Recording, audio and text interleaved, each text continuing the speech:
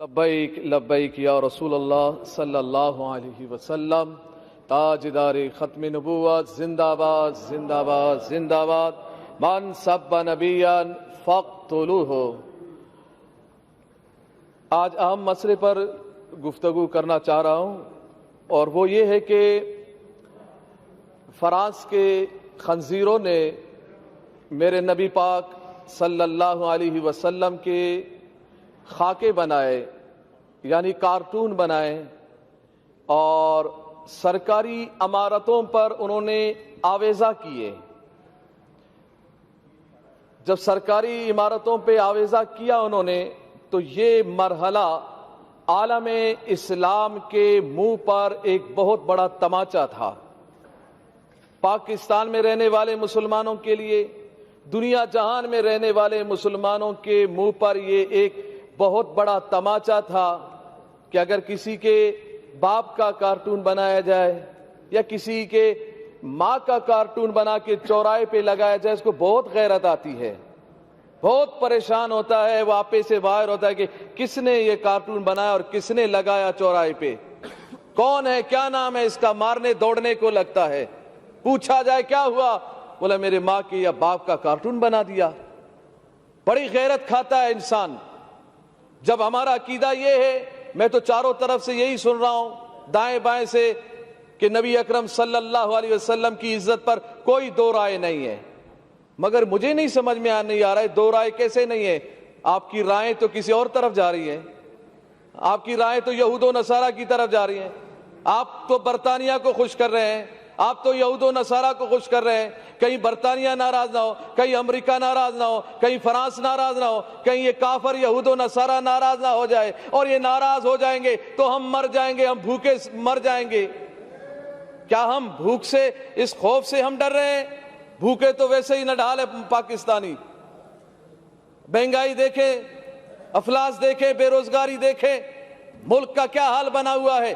پھر ہم یہ کہتے ہیں کہ نہیں معیشت تباہ ہوگی۔ نہ، معیشت تباہ تب ہوتی ہے، زندگیاں تباہ تب ہوتی ہیں، ملک تباہ تب ہوتے ہیں، اقوام قوم تباہ اس وقت قومیں تباہ ہوتی ہیں جب رسول اللہ کی عزت پر پہرے داری نہ ہو، جب ہم بے غیرت بن جائیں، اپنے کانوں میں ہم روئیہ ڈال دیں اور اس بات کو ہم گوارا کر جائیں کہ میرے نبی کے خاکے بن جائیں، اور ہم آنکھوں کو بند کر لے، زبان کو بند کر لے، کان کو بند کر لے، ہیلے بہانے کرے کہ ملک تباہ ہو جائے گا، ہم تباہ ہو جائیں گے، معیشت ختم ہوگی۔ نہ، پیدا کرنے والا میرا رب ہے، رزق دینے والا میرا رب ہے۔ جب میرا رب رزق دینے والا ہے، کافروں کو بھی رزق میرا رب دیتا ہے، تو پاکستانیوں کو بھی رزق میرا رب دیتا ہے۔ رسول اللہ کی عزت و عظمت اگر نہیں ہوگی تو پھر پریشانی آئے گی، پھر ملک تباہی کی طرف جائے گا، پھر ملک بربادی کی طرف جائے گا،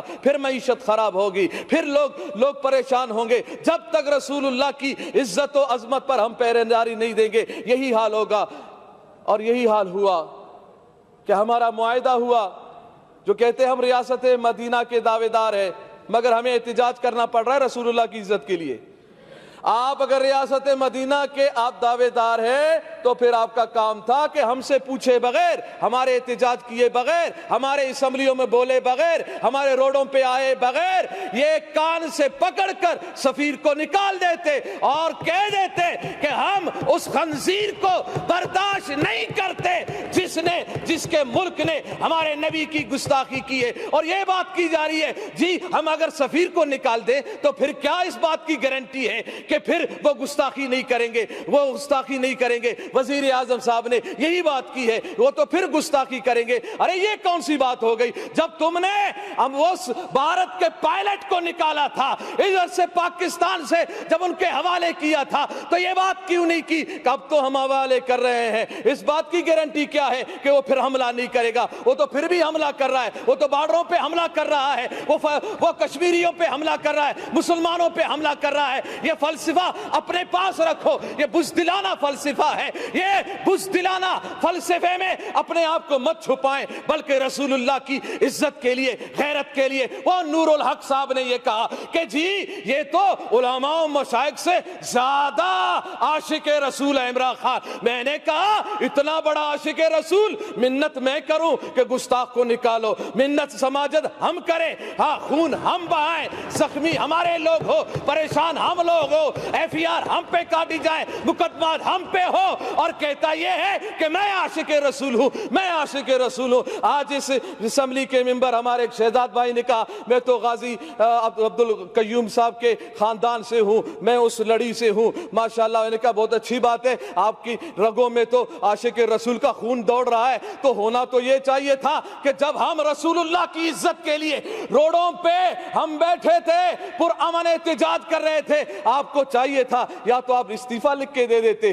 رسول اللہ کی عزت کے لیے، یا تو پھر روڈوں پہ ہمارے ساتھ بھی آ کے بیٹھ جاتے۔ ہم پہ گولیاں بھی چلائی گئی ہے، ہمارے کانوں کی قریب سے گولیاں گئی ہیں، ہمارے نوجوانوں کے ہاتھوں میں اسلحہ نہیں تھے، رسول اللہ کی عزت کی بات تھی، زبانوں پہ رسول اللہ کی وفاداری کی بات تھی۔ ہم ادھر احتجاج کر رہے تھے، پرامن احتجاج کر رہے تھے، روڈوں پہ بیٹھے ہوئے تھے، قرآن خوانی ہو رہی تھی، نعت خوانی ہو رہی تھی، رسول اللہ صلی اللہ علیہ وسلم کی تعریف و ثنا ہو رہی تھی۔ ہاں اگر برا کہا جا رہا تھا تو گستاخان رسول کو برا کہا جا رہا تھا، ان کے حامیوں کو برا کہا جا رہا تھا۔ اگر برا لگنا تھا، گولیاں چلانے تھی تو ان پہ گولیاں چلاتے، ان پہ ظلم ڈھاتے جنہوں نے گستاخی کی تھی، مگر تم نے وہ طاقت ہی نہ رہی، نہ تم میں وہ سمت رہی، نہ تم میں وہ رسول اللہ کی محبت کی اصل جھلک نظر آئی کہ تم نکال دیتے، تم کہہ دیتے کہ نا نا نا نا، جس نے رسول اللہ کی گستاخی کی ہے ہم اس کو برداشت نہیں کرتے ہیں۔ تو اس وقت میں پوری اسمبلی سے اس وقت میں اس مرحلے میں ہوں، میں نے لاشیں اٹھائی ہیں، ہم نے لاشیں اٹھائی ہیں رسول اللہ کی عزت کے لیے، ہم نے نوجوانوں کو سینوں پر گولیاں کھاتے ہوئے دیکھا ہے، مگر ہم نے ان نوجوانوں کو تاریخ سلام کرے گی، گولی سینے پہ کھانے کے بعد بھی، چوٹ بہانے کے بعد بھی، زخم برداشت کرنے کے بعد بھی ان کی آخری لبوں پر یہی بات تھی، لبیک لبیک لبیک یا رسول اللہ، اور ان کی زبانوں پر یہ بات تھی کہ یا رسول اللہ ہم نے اپنی جان تیری محبت میں، تیرے ناموس کی حفاظت میں، ختم نبوت کی حفاظت کے لیے اور اس ملک پاکستان میں نظام مصطفیٰ کو قائم کرنے کے لیے ہم نے جان دی ہے۔ مجھے یقین ہے انشاءاللہ ان نشستوں پر جو آپ بیٹھے ہیں انشاءاللہ وقت آنے والا ہے کہ یہاں پر نظام مصطفیٰ کے ماننے والے ہی بیٹھیں گے انشاءاللہ۔ وہ پھر بات زبردستی نہیں ہوگی، آپ ہمیں زبردستی روڈوں سے اٹھاؤ گے، آپ ہمیں زبردستی پیارے محبوب علیہ السلام کی عزت سے روکو گے، گولیاں چلا کے نا نا نا نا، اس بات کو دبا نہیں سکتے۔ زبردستی روڈوں سے اٹھایا جا سکتا ہے، ڈنڈے چلانے سے۔ اچھا مجھے یہ بتایا جائے میڈم اسپیکر صاحبہ، مجھے یہ بتایا جائے کہ روڈوں پر جو احتجاج کرتے ہیں، پی ٹی آئی کے احتجاج کرنے والوں پہ کیوں گولیاں نہیں چلی؟ نہیں چلی، کہاں ہے؟ کدھر چلی ہے؟ کہاں ہے تمہاری لاشیں؟ سٹاپ نہیں کریں آپ، ڈسٹرب نہیں کریں، کوئی اگست کی لاشیں نہیں ہے، ان پہ کیوں گولیاں نہیں چلی؟ دوسروں پہ گولیاں کیوں نہیں چلی؟ دوسروں پہ ظلم و ستم کیوں نہیں ہوئے؟ اور یہ کون سے قانون میں ہے کہ پرامن کوئی احتجاج کر رہا ہو، کسی پولیس والے کو، کسی رینجر والے کو کس نے حق دیا ہے کہ پرامن احتجاج کرنے والوں پر لاٹھی چلائے؟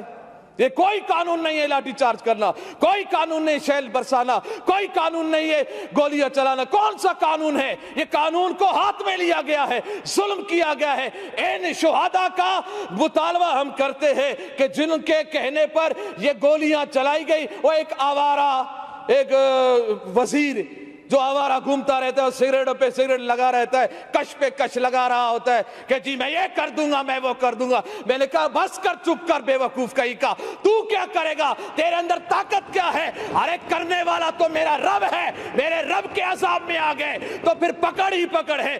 ان بطش ربک لشدید، تیرے رب کا پکڑ بہت سخت ہے، چیخیں نکلیں گی۔ یہ 2 دن کی کرسی ہے، اس ہوس میں مت رہو، اس ہوس میں مت رہو کہ ہم 2 دن ہمارے پاس حکومت ہے۔ ہے، طاقت ہے، اس طاقت کے بل بلتے پر ہم جو چاہیں جیسا چاہیں کرتے رہیں گے، ہم عہد شکنی کریں، ہم رسول اللہ کے غلاموں پر گولیاں چلائیں، نہ یہ گستاخی، یہ رسول کو ہم کبھی برداشت نہیں کریں گے۔ ابھی بھی ہمارا مطالبہ اس بات پہ ہم روڈوں سے اٹھے ہیں کہ انہوں نے اس جو ہمارا معاہدہ تھا اس کو اسمبلی میں لایا گیا، اور اس میں یہی بات ہے اہم کہ پیارے محبوب علیہ السلام کی جو گستاخی کی ہے فرانس نے، اس کے سفیر کو ملک بدر کیا جائے گا۔